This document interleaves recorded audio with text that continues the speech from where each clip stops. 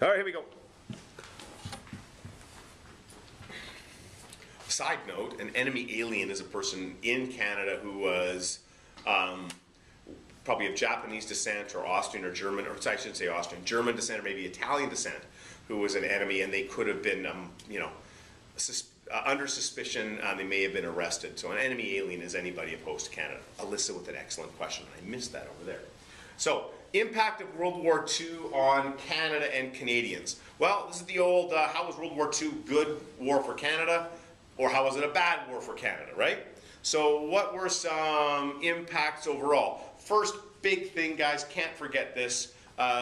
Before World War II, Canada was in a horrible depression. And World War II ended the depression. So, I mean, right off the bat, World War II ends the depression.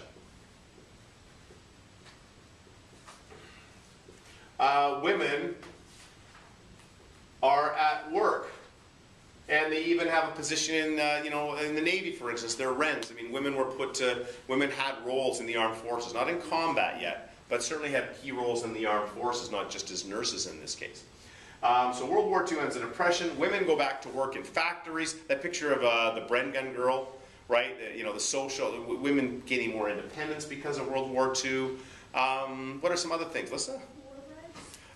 Yeah, I hadn't thought of that. At the end of the war, War Brides comes home, and World War II, I guess you could argue at least the baby boom. So World War II is awesome because I'm a baby boomer, so I guess I exist because of World War II. It's 1963, it's a push. But yeah, War Brides, so at the end of the war, even immigration opens up at the end of the war.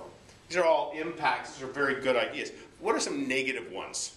Obvious. Casualties. And when we talk casualties, it's not just men who were killed, it's also the wounded, physical and mental. Don't forget the loss at Dieppe.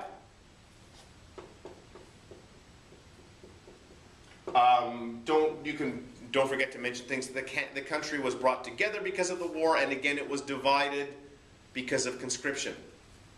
Can you see how World War I and World War II are kind of similar that way? We're brought together when we have an enemy, but conscription again divides us, once again divides us. The racism during the war that was apparent in both the Japanese internment and the turning away of the SS St. Louis, that the Holocaust and our role in not stopping the Holocaust or sending people back to it. I'm not saying that Canadians were aware that the Holocaust was taking place at that time. They were very aware that the Jews in Germany had, no rights, and they were sending them back to a place like that. Casualties, racism, conscription dividing the country. So those are negatives. Conscription. I'm tired. This one I can't even spell it. Conscription divides the country. What are some positives other than this? What about, how are we seeing?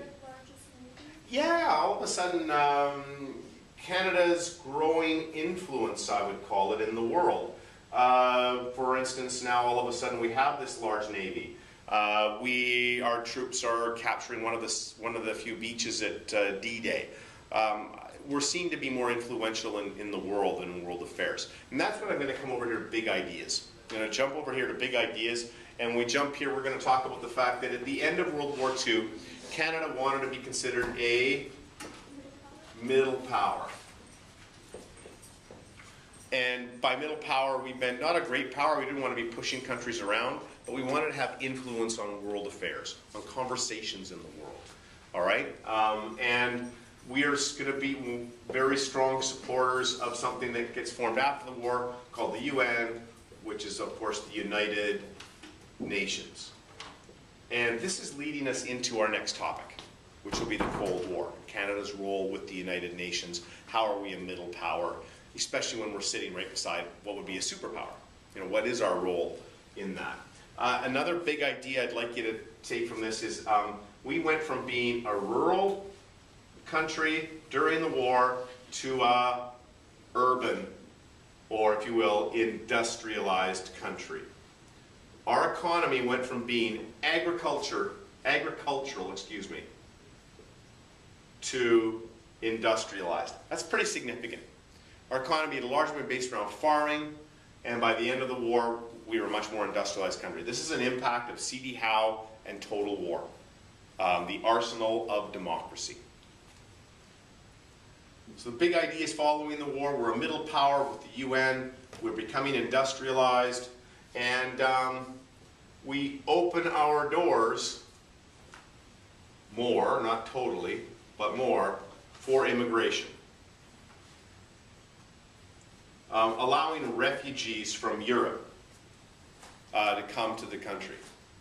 Japanese Canadians would get the vote in British Columbia in 1949.